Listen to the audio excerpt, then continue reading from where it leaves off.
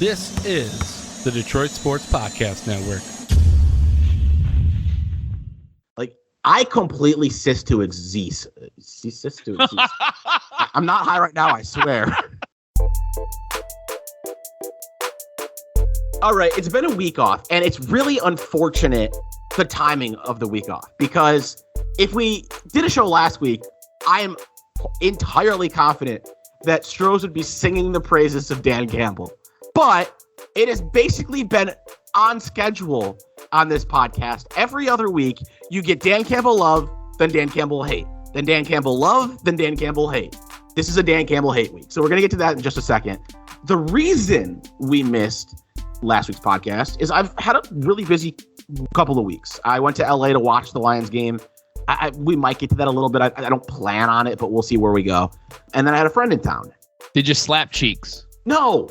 Did it come close to you slapping cheeks? No. I think we had a high five at one point. Did she tug your little tallywhacker? What do you freaking think? No. Yeah. But I'm hoping. I'm always hoping, B. No. But we're gonna get into some stories. I don't know how much to share here. We're just gonna get into some stories of illicit activities, I guess is what we'll say. But not slapping cheeks. That's Did not happen. No. And then Michigan State, and just the Michigan season in general, I think brings up some interesting conversations. Stroz was entirely out on this Michigan team when we last talked about them, I believe. Got sucked right back in only to see Michigan State happen. So we got a couple conversations I want to get into there. But right off the bat, Stroz, I went to the Rams-Texans game, so I didn't watch the Lions game live. I did watch the condensed version pretty much right before starting our recording. I feel bad for you. I just need to, before we get any further, I need to, hear in what ways I need to walk you off the cliff. Because that's the game plan here. I'm going to explain to you, why you're wrong. Which I was going to do whether or not I watched the game for the rest. Here's the thing. This game, to me, it's one of those moments where, you remember when Marty Morningwig, I don't know if you were old enough to remember Marty Morningwig. I remember his name. I never watched him. Okay. So there was a game in Arizona when I was a kid. So you must have been a toddler at that point. He ended up taking the wind in a game. Yeah, I'm familiar with the moment. Okay. And they ended up losing. And then you have Bobby Ross, where Bobby Ross is up at the podium and he's screaming, "I don't coach those things." You have your Jim Schwartz moment. You had your Jim Caldwell moment, the back and forth kind of thing. You have these moments with your coaches that were Lions coaches. This performance from this team this past weekend is one of those referendum moments for Dan Campbell. 2 out of the last 3 weeks, your team has not shown up at home at all. They were basically walking zombies. They were walking zombies against the Bengals. They were walking zombies against the Eagles. That is just, okay, pause for the first time. We'll get into the Eagles game. They were not walking zombies against the Bengals. The defense showed up and kept you in that game for a while. This offense is entirely incompetent, which you agree with. I totally agree with. I get that the narrative of the Bengals game, I get that the narrative was that they didn't show up. It's just not accurate. The Bengals have a very good offense, and you held them in check for a while, but you just don't have talent on either side of the ball. But go on. When you watched the condensed version, did it seem like they had effort though? Like the defense, what the defense got the defense got shredded. Effort, and the offense got picked apart. They're an inferior team by a lot. Here's what I saw. I agree, they are an inferior team. Here's what I saw. When I watched the offense, they were entirely incapable of moving the ball. They had, I believe, 27 yards at the end of the first quarter. They had less than 100 yards before halftime. I'm not, unfortunately, I couldn't find the halftime stats. I tried breaking down the halftime stats before we got here. I have the drives in front of me. The Lions' first offensive drive, 23 yards. The Lions' second offensive drive, 16 yards. The Lions' third offensive drive shows negative 12 yards. That's the end of the first quarter, 27 yards. Go into the second quarter. First drive of the second quarter, 15 yards. Next drive, 49 yards, ends on a turnover and downs. So we have one drive in the entire first half that goes beyond 23 yards. So the offense was incapable of moving the ball, which has been par for the course all year, right? The offense has been incapable every single week. If you want to talk about showing up, what games they showed up for and didn't show up for, the offense has showed up 0 times. Would you agree with that? No. When has the offense showed up? Week 1 when they were down by 30? Well, they sparked a little comeback that game. They were playing prevent defense, so you take it for what it's worth. If you want to count that is the only game where the offense showed up. Because every week after that, they scored 17, 17, 14, 17, 11, 19, 6. Was this the worst one? Yes. But the offense has never, and I mean never, shown up. I don't know. In that Vikings game, I mean, the Vikings are a bad team as well, but they were competitive with the Vikings. Yeah, I think the offense showed up. What I'm saying is the offense has never showed up. Can we start there and agree with that? Sure. We both agree. Look, I told you last week, Jared Goff's quarterback 34. Case Keenum, who's a backup, better quarterback. Cooper Rush, who is a backup who got his first start in 4 years, better quarterback than Jared Goff. Jared Goff is worse than I ever anticipated and worse than I ever expected. So I totally agree with you. The offense, not good. All right. This becomes a coaching issue when you're running 12 guys on the field and you're getting flagged for that regularly. It had Jim Caldwell-esque era all over it because Caldwell's teams used to get called for that crap all the damn time. The inability to get guys into position to make plays is part of the problem with this team. And look, I agree with you. They're not a good team. They are piss poor. They're piss poor on defense and they're piss poor on offense. All right. We both agree that they're not very good. But nobody showed up. And like after the game, there were guys who were calling other guys out in the media session, saying, "Look, we got to be accountable. We got to show up. We've got to go out there and play." Yeah, they didn't show up to play in this game. Yeah, and Jared Goff told you before the year started that he didn't want to hear any more talk about how they were a bad football team because in the locker room, nobody believes that, but it's the truth. And here, there were a couple things that did stand out to me. One of them, completely incapable of preventing Jalen Hurts from moving in the pocket. Jalen Hurts, I mean, he could have taken a nap in the backfield. Yeah. If they managed to get pressure occasionally, he'd escape from it and have another 15 seconds. That was one. Two, they were fairly highly penalized. And if you want to make that a criticism of the game, fine. The word you used in the text to me was referendum. And that is so much bigger than a criticism within one game. Being overly penalized has not been an issue for this team. It was in this game. This game has the feelings of maybe at the end of the year, maybe some point next year, maybe even 3 years in. Okay, because who knows how long Dan Campbell's going to be the head coach. I'm hoping he's the guy. I'm hoping he's here for the long haul. I'm hoping he's here for 6 years. Then he gets an extension, and this team's capable of winning, and they are able to win. I'm hoping for that. I like him. All right. But this game, looking at it, has the feeling that in a year and a half, when things are going completely sideways, we're going to look back on it and we're going to be like, there was the red flag. That was the red flag. And we should have knew then. So absurd. We should have known when his 0-17 capable team, which they're very capable. It's very like this was a game that everybody penciled them in to win. Did you think they were going to win this game? I did, but I mean, what does that mean? Like I don't like. I don't know. Like this game felt like it was like the win was palpable. Like you could almost taste the W. No, like, so wasn't it Jameis Winston who wants to eat the W? This is what it felt like. Nearly as far as that. My pick was consistently, I think the Lions will win this game, but there's not a single game this year. I felt this way from day one. There's not a single game this year that I will pick them to win with confidence. I will be skeptical every single time I do. Look, I understand because we both have just recounted how bad this team is. But when you have a guy, and look, say what you want to say about Jordan Howard, all right? I know he at one point was a starting running back in the league. He was pulled up from the practice squad days before. Yeah, dude, he's a running back. Derek Gore had a great game for the Chiefs. Dearness Johnson looked like the best running back in Cleveland. You know why? Because running backs don't fucking matter. Stroz, they could have pulled you up from the practice squad, and you'd have done the same thing. Like, I don't care where the running back comes from. It doesn't matter. You're not capable. And look, the run defense was bad. I mean, that was not even debatable. Mm-hmm. But you know who the best runner was? It was Jalen Hurts. They couldn't handle Jalen Hurts anywhere. The only two things that stood out to me all game were that they could not handle Jalen Hurts, and they were highly penalized. And I just, if you think you could take anything from this season, they could have lost this game by 4,000. If you think you could take anything from this game and say, man, we should have known then, like you do this with everything, man. You just like want to make one thing so big. You want to blow it up so much bigger than it is. And that's what you're doing by calling any game in this season a referendum. I didn't need to watch this game to know it wasn't a referendum. And I did watch the game, and there were a couple things, like I said, that stood out. But like the problem here is your offense was completely incompetent, and your defense was a problem too. I would point out they still only gave up 4 touchdowns, which is a lot, but it's not like it's I don't know how to put it. Nothing was good. It was all bad.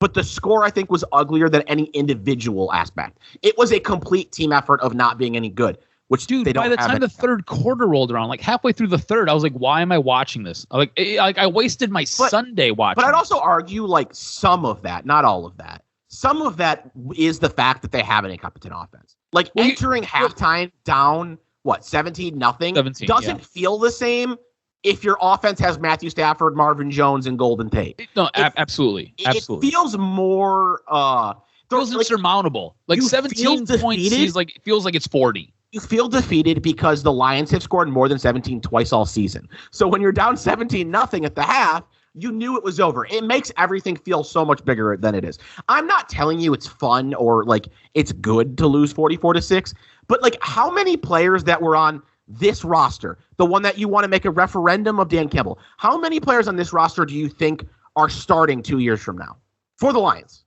DeAndre Swift, TJ Hawkinson, Penei Sewell, Frank Ragnow. If they keep, did he play? No, he didn't play. I want the players who play. Who played?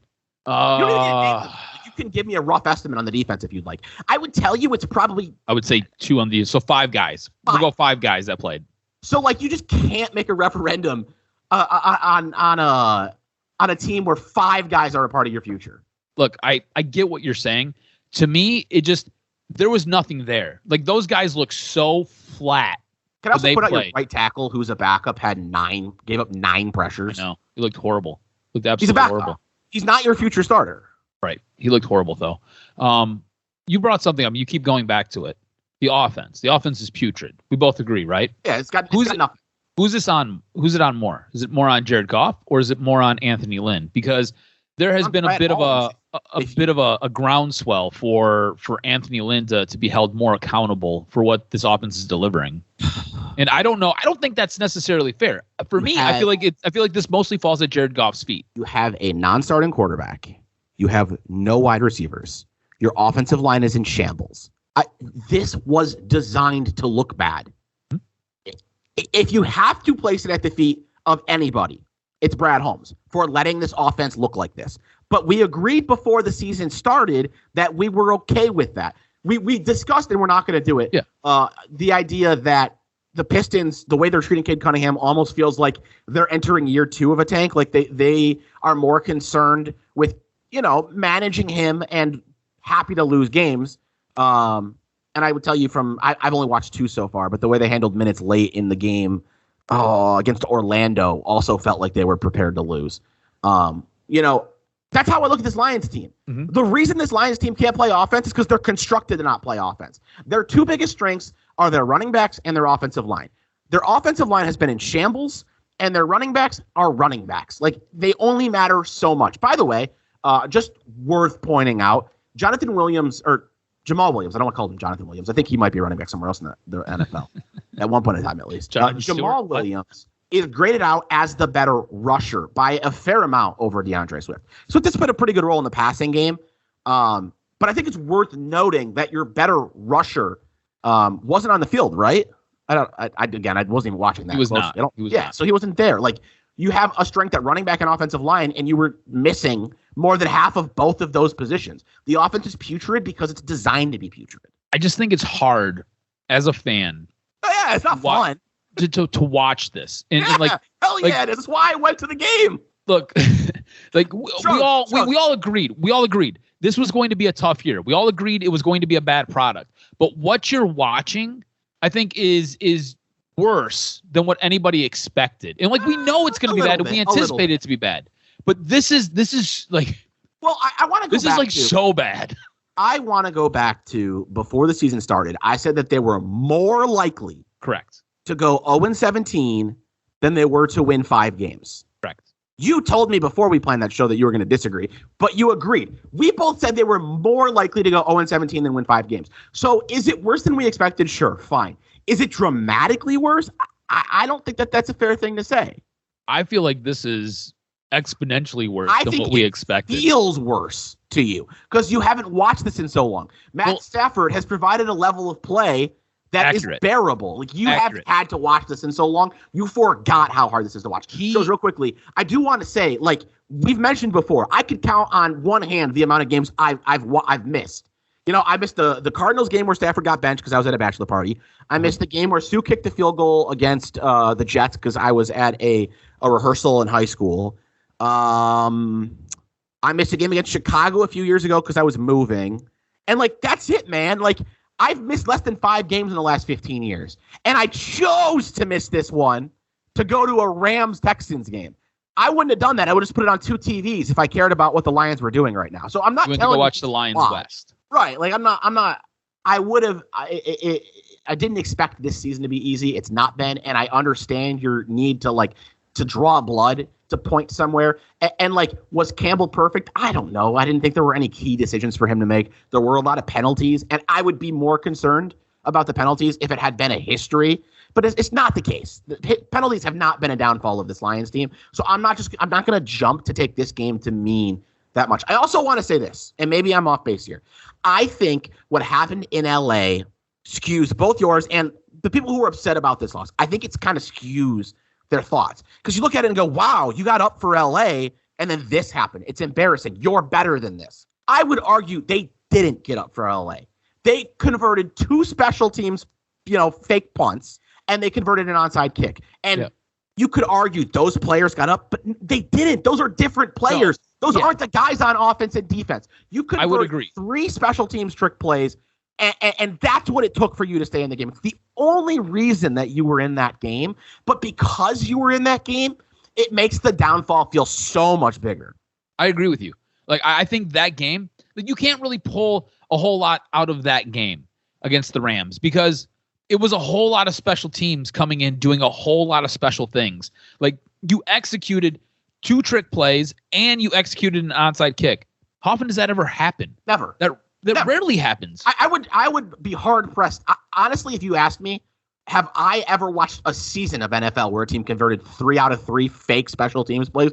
I'd say probably not. Probably not.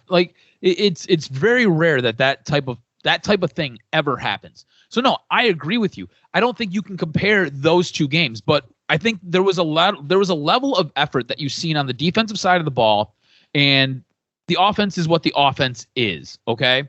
But they were still able to execute some plays. In this game, I don't feel like the offense executed at all, and I felt like the defense was porous at best.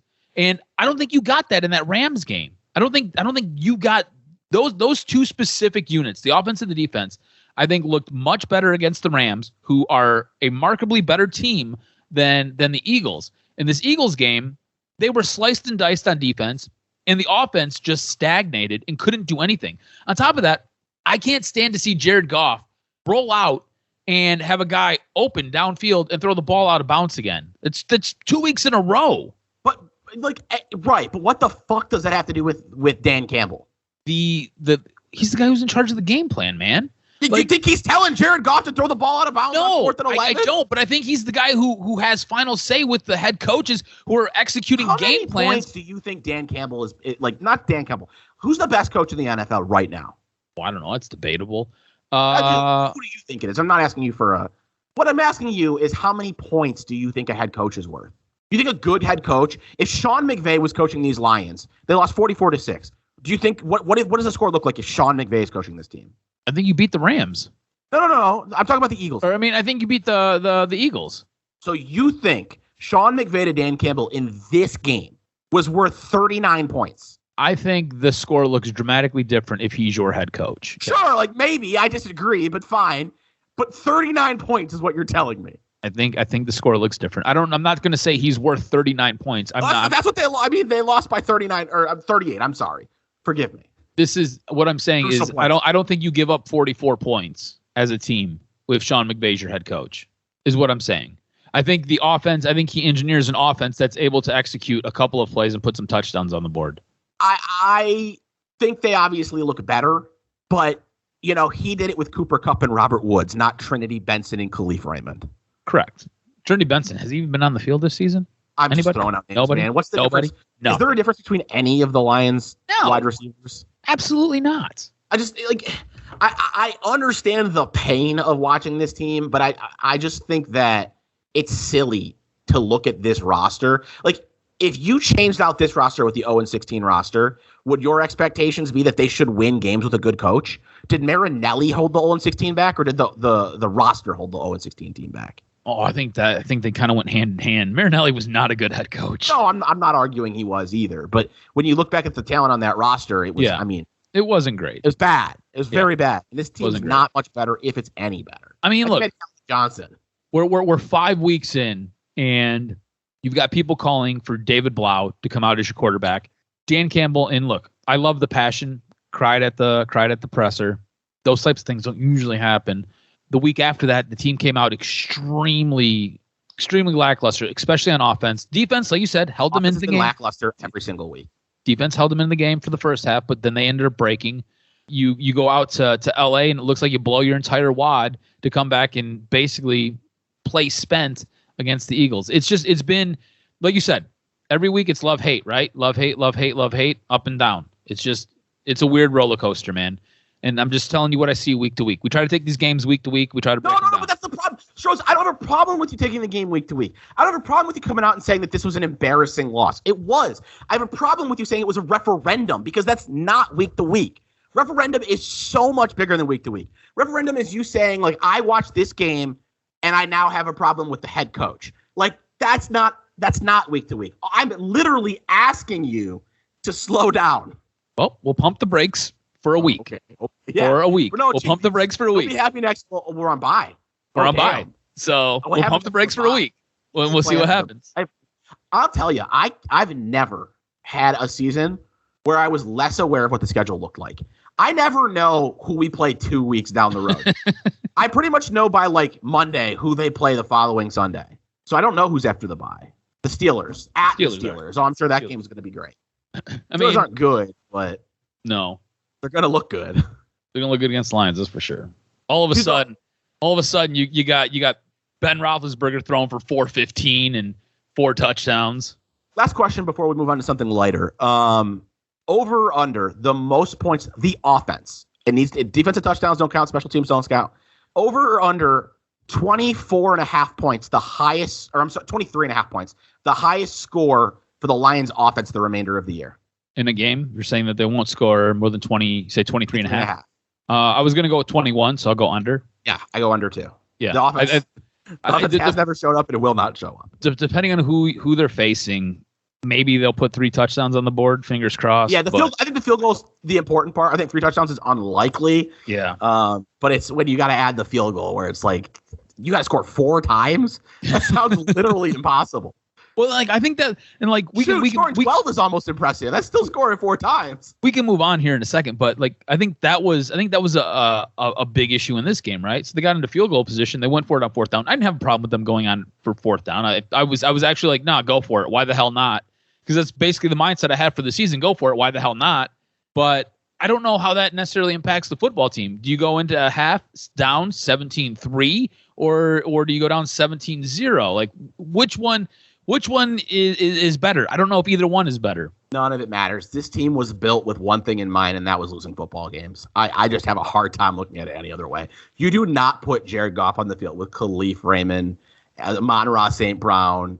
Dude, I never thought he was this bad. Yeah, like he won football games. That's the only thing you care about.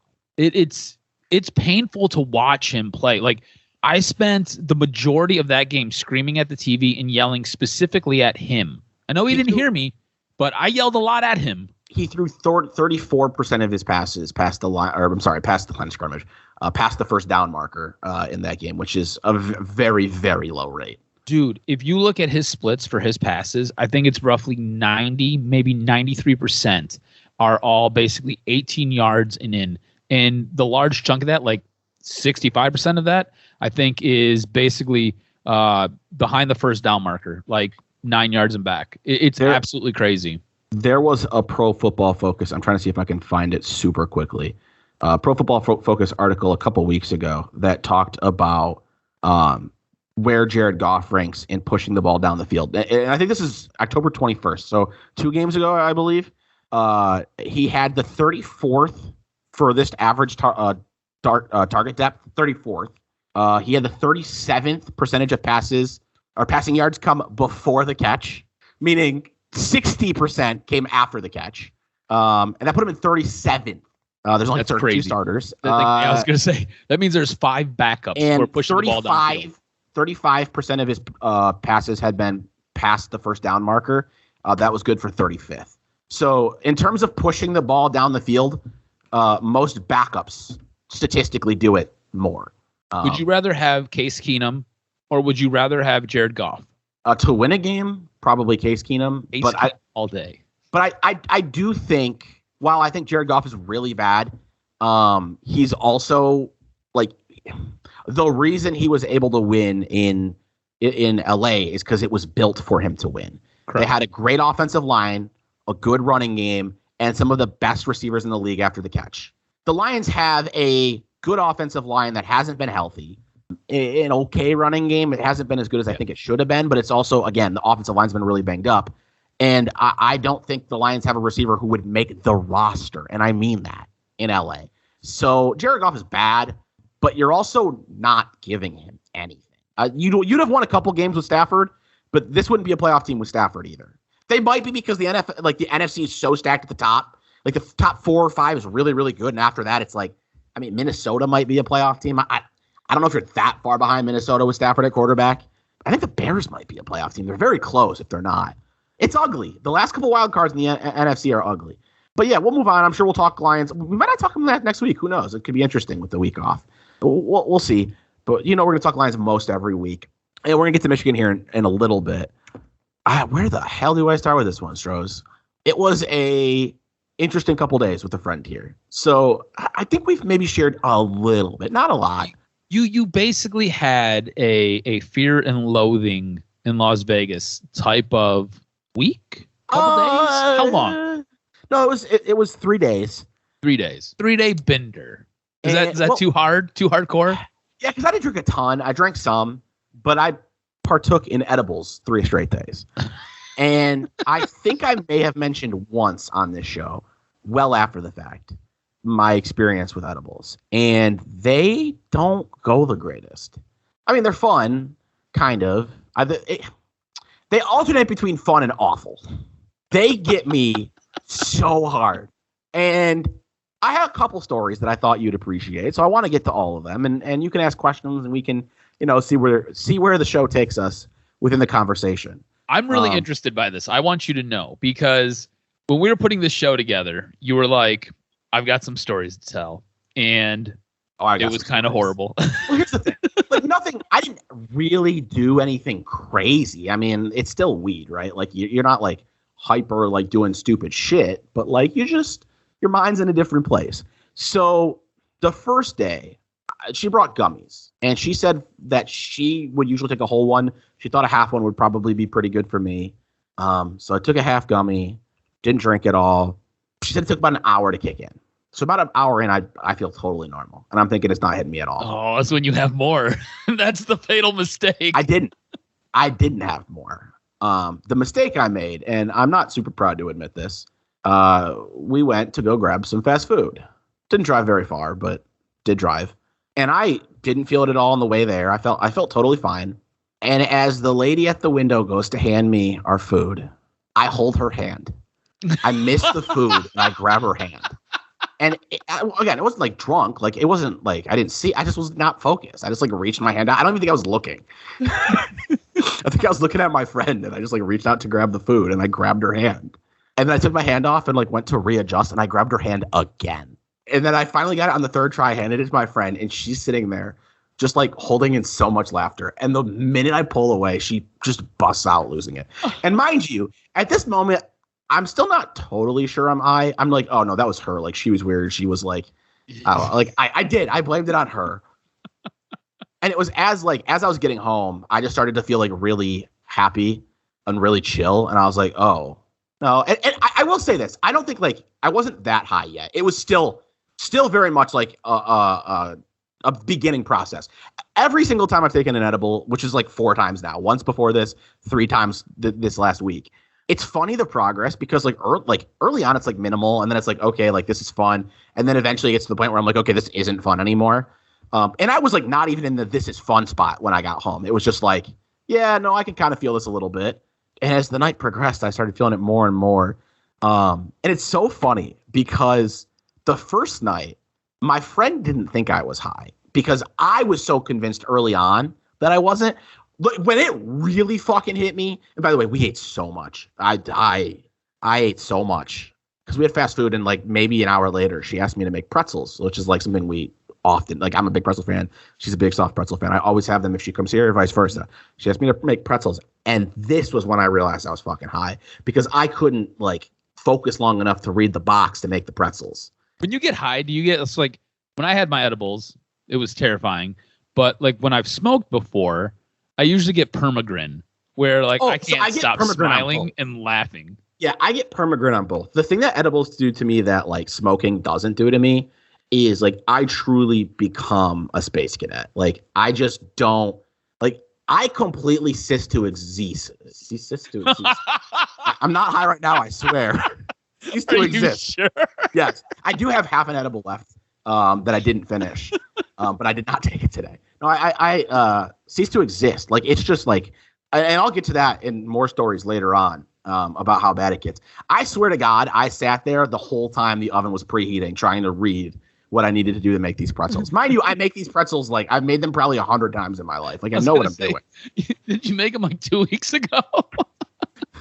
Like I don't need to look at the box. Literally all I'm like looking to see is like how long do I put them in the oven and how long do I preheat them. I'm like terrified, by the way, that I'm gonna forget to take them out of the oven.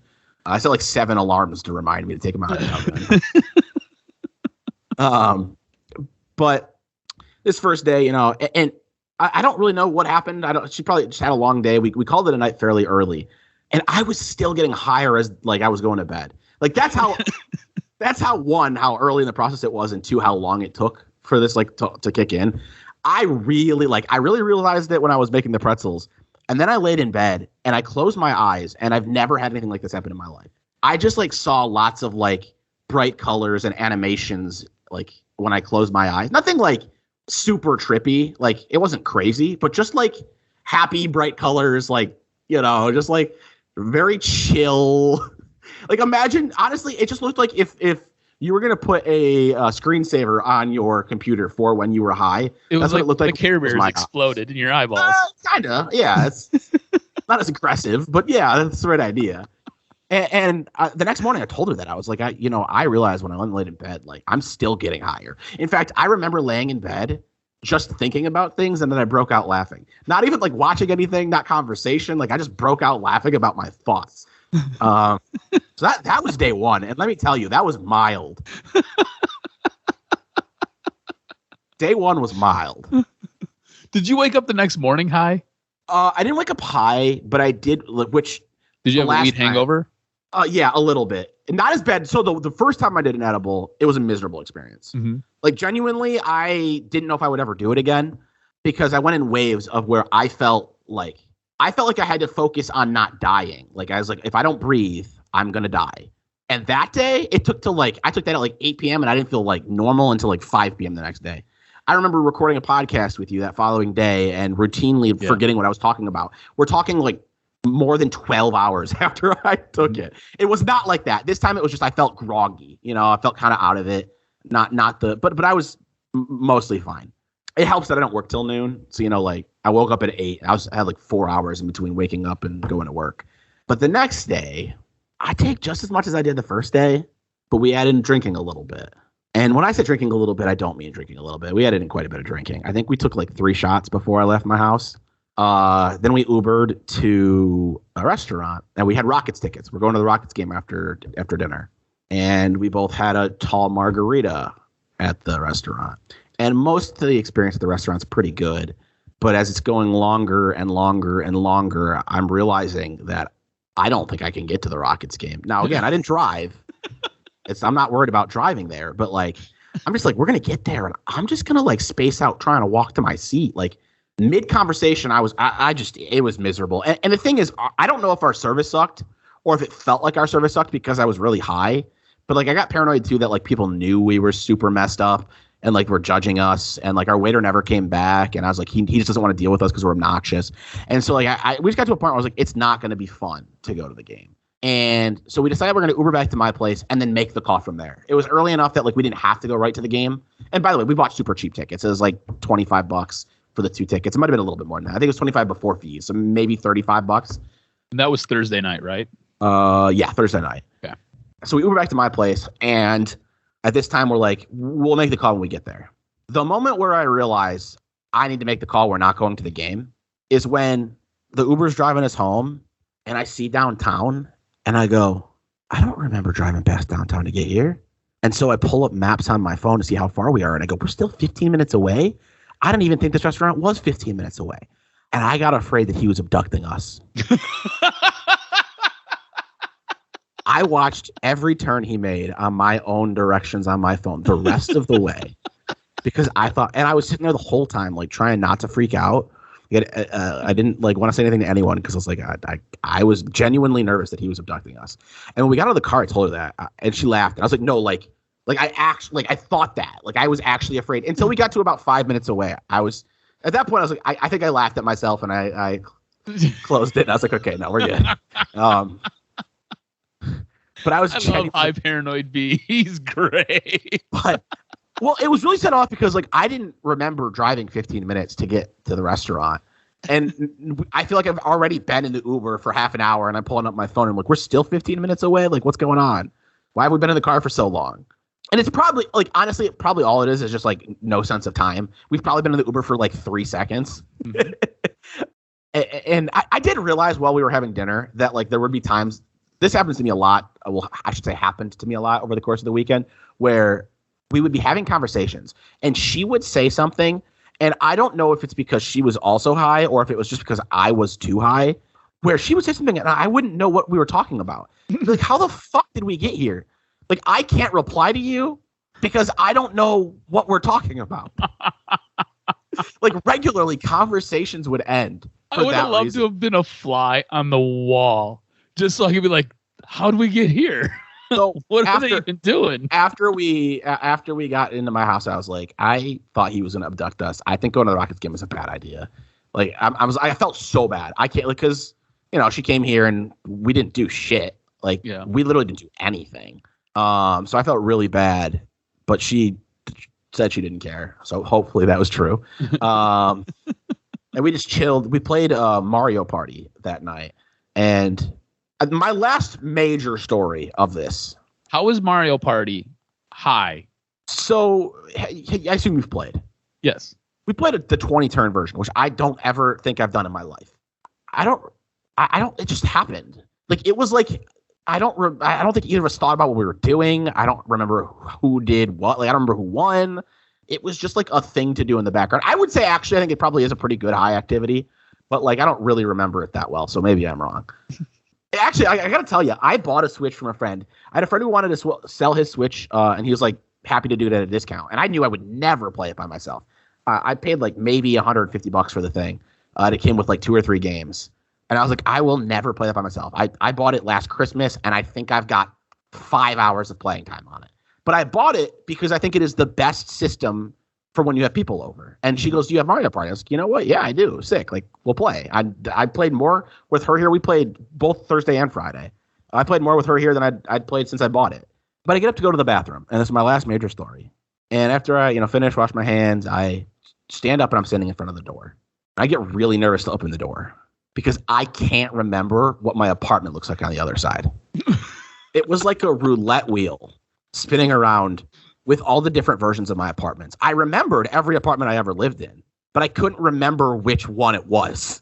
Like, I was genuinely afraid. And afraid's like maybe the wrong way to put it because, like, nothing's going to happen. But I was just like kind of like freaking out. Like, what does my apartment look like? Which one is it? And when I opened the door, it was like an adventure into like, oh yeah, this apartment. I'm at this place now. Oh yeah. No. So that was that was something. The only other thing I would really say is that same day, Thursday, where I was this high, where I thought I was getting abducted and I couldn't remember what my apartment looked like. We were up long enough for me to come down from that one more and more over time. Was there like a sweet spot? I don't know, man. That's a hard question to answer. It sounds pretty brutal just to kind of start like gonna get abducted. Can't remember your apartment. I'll be honest with you. Once we got home, it was cool. I think I had a big learning experience here.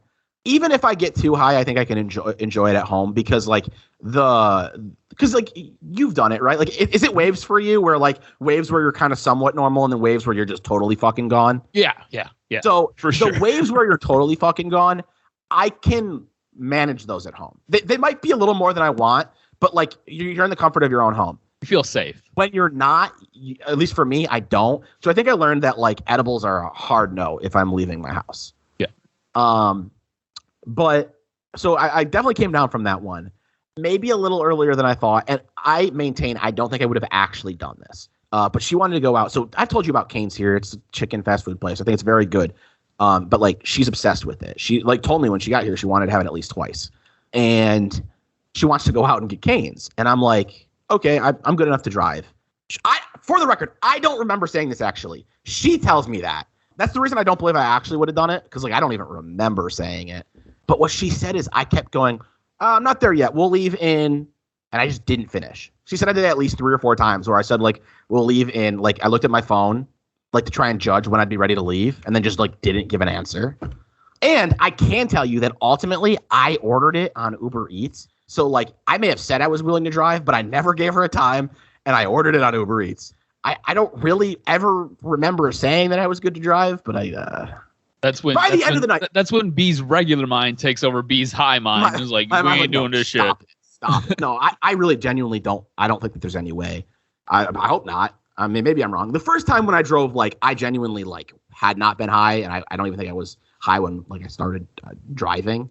But that time, like, I don't even remember saying it. So I was pretty clearly gone. But we were up. That night, we were probably up still another 3 hours. We played the 20-round version of Mario Party. And then we played another 10-round version. And I remember the 10-round version. And I think we played mini games after that. We played Mario Party for like 5 hours. Holy cow. And that was like, mind you, we had the edible. We had some drinks.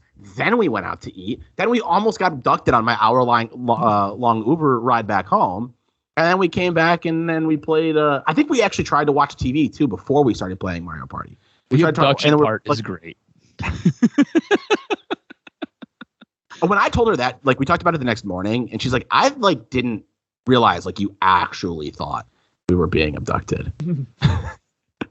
Why didn't you text her? Like, she was sitting right next to you. Why didn't you just send her a text? Like, I don't know if I'd be capable, man. I was so high at that moment. And admittedly, like, we had a lot of alcohol too, so I don't know if it was like just weed. No, man, I was not doing well. That's so funny. I mean, great. It was bad. On the ride there, I was high. On the ride there, you know how I told you I'd keep having these moments where I was like, wait, what are we talking about? Uh-huh. Our Uber driver was talking a ton. And I like talking to Uber drivers. But like we'd have a conversation for a few minutes and then he'd say something and I wouldn't know where to go because like I couldn't remember what we were talking about. So I just stopped. Did you let him know? You're like, I'm high right now. Please excuse me. No. Is that a thing that you should do? I don't know. I usually let them know whatever state of mind I'm in. So like if I'm drunk, I'm like, hey, just so you know, like generally they'll know because I'm staggering. I was going to say, maybe I'm off base here, but I was terrified the entire time that everybody could tell how messed up we were and was judging us. Is like the paranoia the worst part of it? Because like for me, when I did my edible and generally whenever I have gotten high in the past, it is the paranoia that comes with it generally after all the fun and games are over is probably the worst part. It comes afterwards for you? Yeah. Like I'll sit there and I'll start laughing like an idiot. Like I'm just a hyena and I can't help myself. And I'll stare at lights, I'll stare at a fan, I'll stare at stuff and it just kind of trips me out. And then as I'm coming down, I get hyper paranoid. So it's not like that for me. It's like a straight. It's like it keeps going up. So I get like higher and like what did you call it earlier? The permagrin or something like that. Permagrin, yeah. So the permagrin gets stronger and stronger and stronger and stronger. Like where it feels like your face is gonna break because you're smiling so hard. Yeah, exactly. I remember the first time I had an edible. I remember saying the words, "This is the best I've ever felt in my life." And then it was downhill from there. But it keeps getting higher, and then it gets like to a point where it's like too high, where like I feel like I can't focus even if I want to. And then it gets worse and worse and worse and worse and worse. But that's not the come down, because then it's like a roller coaster, and then it comes back down, and it's like, okay, this isn't quite as bad. This isn't quite as bad. And it's like, oh yeah, this is fun again. And admittedly, like I don't think To be honest with you, I don't think if I would have, I might have gotten a little too high / drunk. Like I think the combo, the middle day was too bad. But I don't think it would have been that bad if I had been at home. I think the problem was feeling like people were looking at us. And I also don't think it helps that like it is illegal here. This is the first time I've ever done that. Like previously, all of my experiences with weed had been, in Michigan. And so I think that didn't help. Like feeling like people like, I don't know, could tell. I don't know. I just, the paranoid's the worst part, but I really think if I had been at home, it wouldn't have been that bad. The third day, I don't really remember anything from the third day, but it's not because I got so high. Honestly, it was much more like, I think we did the same thing. We took edibles and played Mario Party and watched some TV, and it was chill. And I took about the same amount as the second day, but I just didn't drink at all. So like I think the alcohol is a big part of what like really set me off that middle day, because I had a lot too. Like I mean, not a ton, but like I had 3 shots and a margarita. Like I had, enough that like I'd have felt it without weed. Yeah, generally mixing the two, not the best course of action. I don't know, man. That sounds crazy. Do you think next time you go to do this, I think maybe just taking a little bit less? Like you said, you had like half a gummy, right? Half a gummy. No, you said you had to take less. I know, but like maybe like you take a quarter next time. Can I also tell you that it tasted exactly like I thought it would? It tasted like a gummy that had been rolled in grass. Sounds horrible. It's exactly what it tasted like. No, because it still mostly tastes like a gummy. It just tastes a little bit grassy. like when you were a kid and you had your gummy bears and they fell out in the yard. Yeah, it honestly tastes exactly like you dropped gummy bears on the grass. and then you ate them. Like it wouldn't be terrible. It's just not peak level gummy bears. Oh, that's funny. Speaking of not peak, how about those Michigan Wolverines? You know what's so weird about, and I don't like, we want to get to a different aspect because they sucked you in, and I do want to get to that. But what's so weird about the Michigan State game for me is I've been on the side of Fire Harbaugh for a while, and I still am. Mm-hmm. But what makes things so difficult is like he has had so many chances where it felt like he could get to where he needed to be and just choked it away. And like you can't let that guy keep his job. But I find myself thinking like if they were to win out, even with the loss against Michigan State, I kind of think I might change my mind. I might reverse course. That doesn't give him any sort of like permanent like stay, but it's just like the guy's been so close a couple of times, not all the time. But he's been so close a couple times. And obviously, I don't look at losing to Michigan State as a good thing. But they should have beat Michigan. And you're just, dude, like, you're so fucking close you can taste it, but you just can't get it. And it's something, man. Like, what happened last year was embarrassing. But, like, this is the closest he's been since the fourth down year, you know? It's one of those things where you're right. It's a tough spot because if he does win out, and he does beat OSU, which I don't think he's going to do. But if he does, this team has a legitimate shot to possibly make waves and possibly find themselves in the college football playoff. And how do you fire a coach that gets to where you want to be? Whether he wins the Big Ten championship or gets to play for a Big Ten championship, whether he gets there or not, how do you fire a coach who gets a playoff berth? Only 4 of those things are handed out. And it's embarrassing to lose to a head coach who's basically been there for 2 years. This is the funny thing. I was talking with John on the Doc and Jock show, and John said something that was so poignant. And he's just trolling, but he said it, and I was like, "You're absolutely right, though. Like you hit the nail on the head, and that's part of the frustration as a Michigan fan. MSU under Harbaugh's reign has basically built themselves up, cannibalized themselves, and then built themselves back up again. They've built themselves up twice while you're still stuck in neutral. Like you've got a program in Michigan State that when the first college football rankings came out, they're included in those top 4 teams. This is a team that is now in the driver's seat of the Big Ten East. This is a team that basically controls its own destiny. You don't have that luxury because you blew this game. And Jim Harbaugh hasn't been able to pull out big wins. Like he's 3-4 against Michigan State. He's 0-2 against Mel Tucker specifically. Mel Tucker's been there 2 years. He took over a team that was horrible. Michigan State this year was supposed to be fighting for basically respect in the Big Ten East. They were a team that was predicted to finish last. They are now 8-0. Like, that's banana boats. You haven't beaten Ohio State. Your biggest win against your rival, I don't even consider them a rival anymore, was Notre Dame, and that was 2 years ago. See, I struggle a little bit to hold not beating Ohio State against him just because most of it was urban. Not saying you can lose to him every year. That's tough, but like I don't expect you to win it often. See, here's what's tough for me. I would be in a place where I could go either way if Harbaugh could have years like this year every year. And let's be clear, this year's not. He still needs to finish out strong. But let's say he wins against, what do they got left? Penn State. Penn State, Indiana? Ohio State, Indiana's this week. I think. Is that either it? Way, no, there's one more game. Let's say he has 2 losses. If that's what you're doing every year, I'm struggling because like it's not good enough. But I do question how many guys get you over that hump.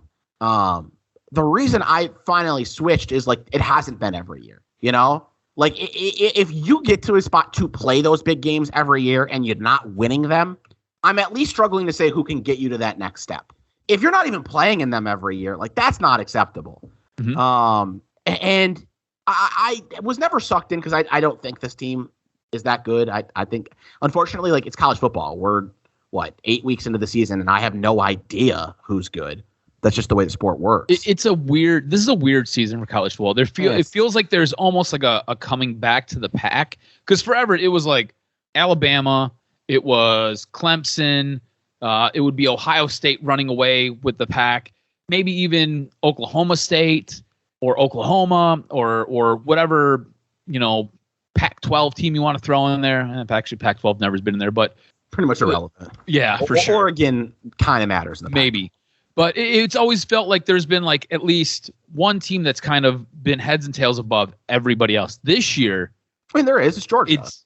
Georgia feels like it's that team, but they still got to go up against Alabama. It is what it is, man. It's college football. There's 150 teams. You know what like 4 of them are, and you spend the rest of the year trying to figure out what the other 146 are. That's true. I never thought Michigan was good, and that's because I don't think Kentucky's good either. I'm sorry. I refuse to believe Kentucky's good at football. It just doesn't happen. It doesn't. Do you disagree with me? You think Kentucky's good? I don't. No, I thought Kentucky was interesting. I got an argument with a big college football fan early in the season because he knew Florida was good. Well, they have 4 losses now?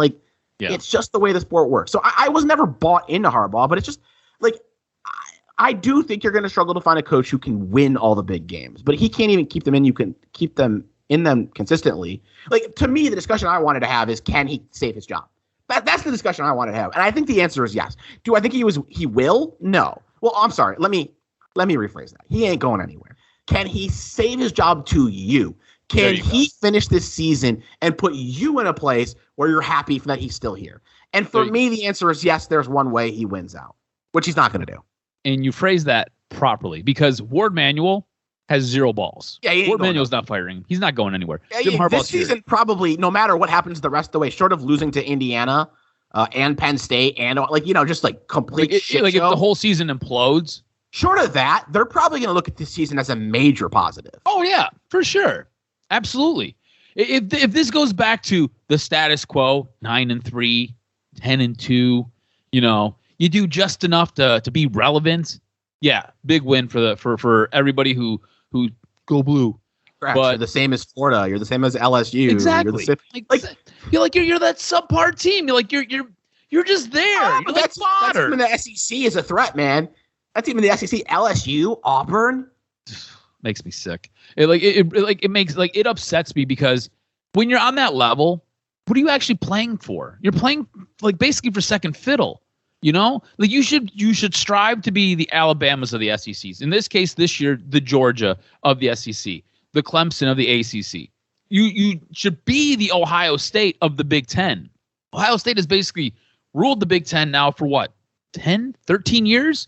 It's been crazy. In Michigan isn't even on the same field as those guys. Like if you ask a Michigan fan, you just go out on the street and you just find a random Michigan fan. You say, hey, you expect to beat Ohio State this year? You expect to beat Ohio State any of the next 5 years? Their answer might be, yeah, maybe once. I think what's telling is Michigan State beats undefeated Michigan. And the committee does put them at 3. Mm-hmm. But I think both locally in Michigan and nationally, people go, wait, what has Michigan State done? What have they done? They beat an undefeated Michigan team. Mm-hmm. Yeah, but it's Michigan. Like I know to the committee that hasn't changed, but that's the attitude. Like we have found ourselves going, they beat an undefeated Michigan team. So what? It's Michigan. They're doing the same thing I'm doing with Kentucky, where I'm saying Kentucky's not good. That's what people are doing about Michigan now. I wish Michigan fans could hear that. Hear how far your program has fallen when you are being lumped in with the likes of Kentucky. And like that's where it's at. And that has to just grate on you, or it should grate on you. This is what I found interesting. My cousin, Jeff, is the biggest Michigan slap you'll ever see in your entire life. And he showed up on Saturday at my sister's Halloween party. And he was like, yeah, it was a tough loss. And like, I'm pissed. I'm still fuming from what happened hours ago. I almost got thrown out of Barks, almost flipped the table over. I was furious with the 3rd and 3 and then the 4th and 3 call that essentially cost them the game, in my estimation. He comes and he's like, yeah, tough loss. But he's like, you know what? We're right where we need to be. I looked at him and I was like, what? He's like, we're right where we need to be. He's like, JJ's our quarterback next year. And I'm just like, get out of my face. I was like, how can you say that? He's like, Cade cost us the game this year against Michigan State. And I was like, wait, hold on. Looked good. Hold on. I was like, the dude threw for almost 400 yards. Let me step that back. He didn't look good, but he looked good enough. Dude, he threw for almost 400 yards. And I don't even mean good enough to beat Michigan State. I meant like he looked good enough to keep you in every game. Yes. He wasn't going to win a game for you. I know he threw for a whole bunch of yards. He still threw a lot of passes behind guys and made passes tough to catch, but he put it on guys consistently. Yes. I'm not going to, he didn't look great, but he looked like he was good enough that with a good defense and a good running game, you could challenge anybody. Yep. I stopped him dead in his tracks. I was like, what are you talking about? I argue McCarthy cost you the game. If you don't fumble that ball at the 50-yard line, I'm not sure if you lose. Bro, hit the nail on the head. And I was like, what is he doing in the game at that time? Why are you tricking around with your new toy? So I was at work because I questioned the same thing. I got a text that said that Cade was in the medical tent. Yeah. If that's true, it's a little bit different. Look, you want to talk about a referendum. If McCarthy was in the game fumbling in that moment after he just fumbled on the last possession by choice, that's malpractice. That is. But I was told he was in the medical tent, in which case it's an unfortunate loss. I am curious. Where are you on the Cade versus McCarthy situation? Do you want them to keep rolling with Cade?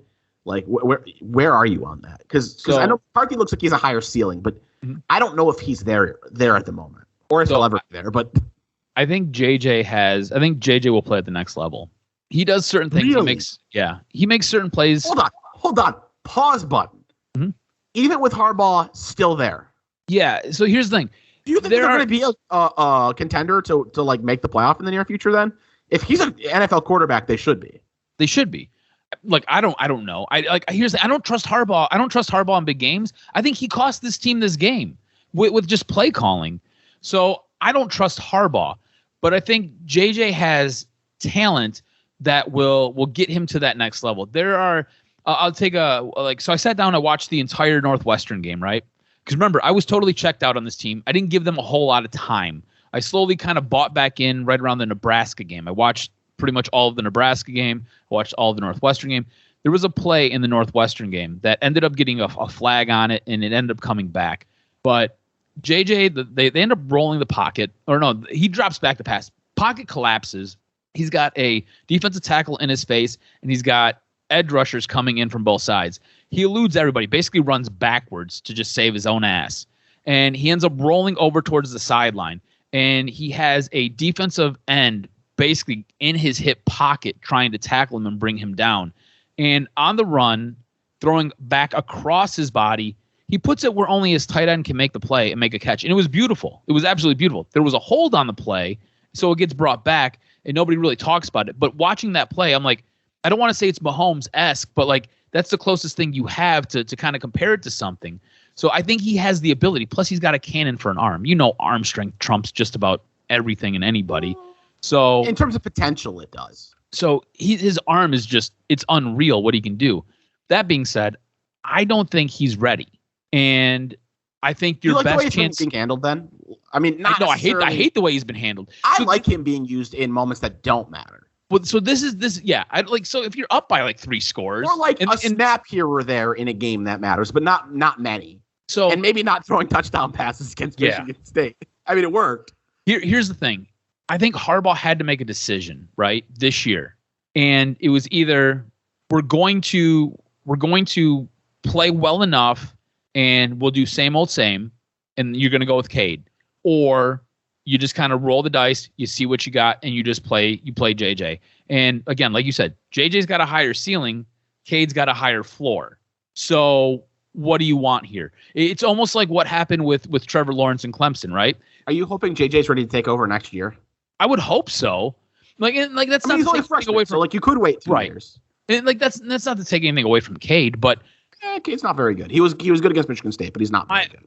My whole thing is, I will say he's probably better than anything they've had in a while. Which is that was my other point with my cousin. Good. I was like, we're 7 years in. I was like, who's been your best quarterback? And he just kind of looked at me and he was like, Rudock. I was like, Rudock. Jake Rudock's been your best quarterback. What does that tell you?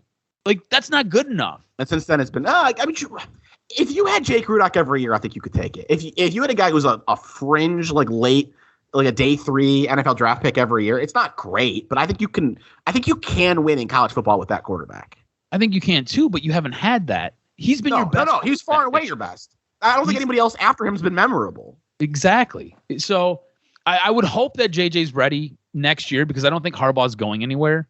I think you're right. Like the only way for me to basically pause, like, 'cause my clock has started. He lost that MSU game. The fire Harbaugh clock basically expires after the Ohio State game. You don't beat Ohio State, and you don't beat Ohio State handily because style points matter. No, stop it. If they win out, you gotta feel okay. I'm not telling you gotta feel good, but you gotta feel okay with him coming back. Unless Ohio State check on me after that game. We'll see how I feel. The expectation is they're going to get their ass kicked, but check on me on November 27th. If they win that game by 1 point on a 70-yard field goal as time expires, you're going to be thrilled. There's not a single part of you that's going to be upset. Check on me. That's all I'm going to say.